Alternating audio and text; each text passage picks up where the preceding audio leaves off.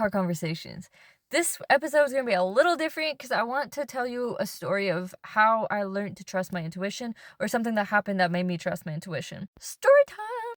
This is back a couple years ago. I lived across the street from some particularly sketchy people. I was walking my pup outside one night, and this girl runs up to me, and I've seen the guy before, but the girl, she seemed very in distress, and she's talking to me, and she's like, "Hey, just so you know, my boyfriend's off his medication. I'm super scared of him. He gets very aggressive. He kind of is a little crazy off his medication." And I'm like, "Hey, like, what can I do to help you?" As she's explaining the situation to me, he's walking up behind her, and I'm like, just so you know, he's behind." Next thing you know, he's behind her, and he's like, "Hey, is everything okay?" And I'm like, yeah, everything's great." And she's like, "Hey, about the garage sale that I told you about, can I get your number so then we can go together?" And I'm like, "Yeah, my phone is upstairs. I will get back to you." I go upstairs, I leave them, and I get a text from her, and she's like, "Hey, can you meet me downstairs?"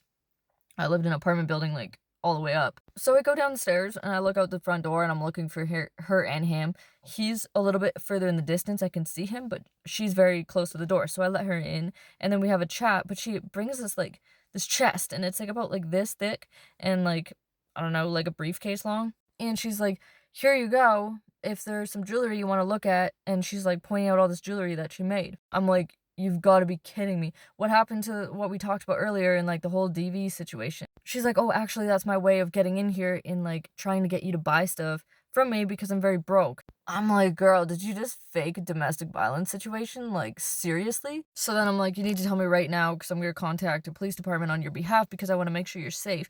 And she's like, "No, no, no, no, it's not the case. Like, I'm actually safe. I just actually needed money, so that was my way of getting in here and showing you my jewelry that I made to make a profit." I was so livid. I was like, "If you seriously mean that and you fooled me and I work tomorrow and I spent so many hours worried about you."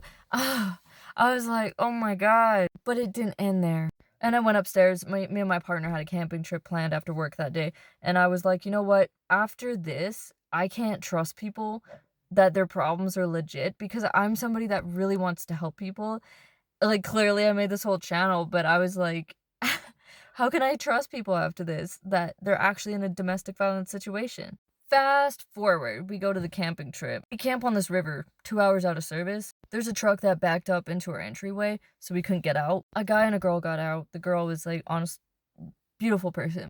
The guy, something wrong with him. I don't know what it was. Didn't like his vibe. He was kind of, like, not rude, but just weird. My ex-boyfriend was talking to him, and they were hitting it off, and I pulled him aside. I'm like, "Hey, something about this guy, I just don't trust him." And he's like, "Oh, you're overthinking, blah, blah, blah." I'm like, "No, no, no, like, actually, do not trust this guy. I don't know what it is, I just got a bad vibe off him." And the girl seemed like every time the guy talked to her, she was, like, skittish. Like, she was kinda like, every time we'd, like, talk, she would, like, jump, and I'm like, "There's something wrong. There's something wrong, I know it." Fast forward through the night, me and my ex got into a little bit of a dispute. I went for a walk around the campground, and then when I came back, the guy from that truck was like, "Your boyfriend was gonna leave you out here in the middle of the woods." I'm like, "Absolutely not. He would never do that in a million years, no matter how upset he is. That is ridiculous. He would never do that." And he's like, "No, literally, he was like, started his truck and he was gonna leave you in the middle of the woods." I'm like, we've been together for like 5 years? I don't think so." Fast forward to the nighttime. I went to sleep, and when I woke up in the morning, the woman from the truck was laying on a towel on the ground, and I swear it was like -3 outside. It was so cold. And the truck was gone. The truck was gone. And I woke this woman up, and I was like, "Where did your boyfriend go?" And she's like, "Oh, I was looking for my phone in the middle of the night, and my boyfriend, he bit me." And she lifts up her shirt, and she shows the bite mark. I'm like, you can't be serious." I'm like, "Where'd his truck go? We left you out here all night. Like, you coulda knocked on our truck and, like, woke me up." She's like, "Oh, yeah, he does this sometimes. He leaves me." I'm like, "Girl, he left you in the woods with no tent, nothing, on a towel, after telling me that my ex-boyfriend woulda left me in the woods like that." I'm like, foreshadowing? So then I decided to cook her breakfast, and I'm cooking breakfast. I don't think her boyfriend's gonna come back. He's gone in the abyss. God knows where he went. He probably went home at this point. And I look at my boyfriend, I'm like, yeah, I just have a feeling about people. I just do. Her boyfriend eventually rolls back in, and I didn't say anything to him. He picked her up. She wanted to go. we offered her a ride home, but she said no.